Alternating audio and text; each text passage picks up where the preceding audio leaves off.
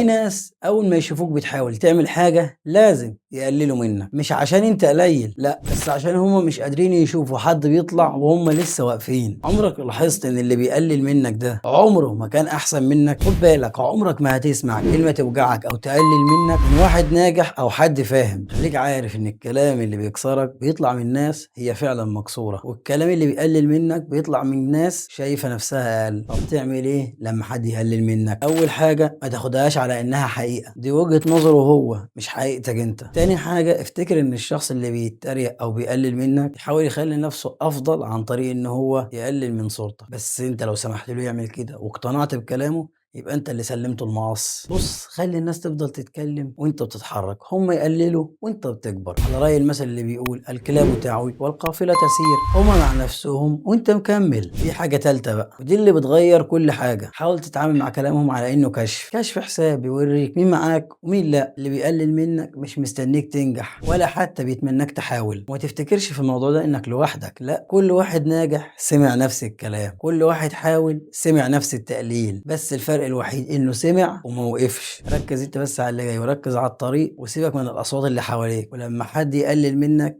خليك متأكد انه شايف نفسه اقل منك.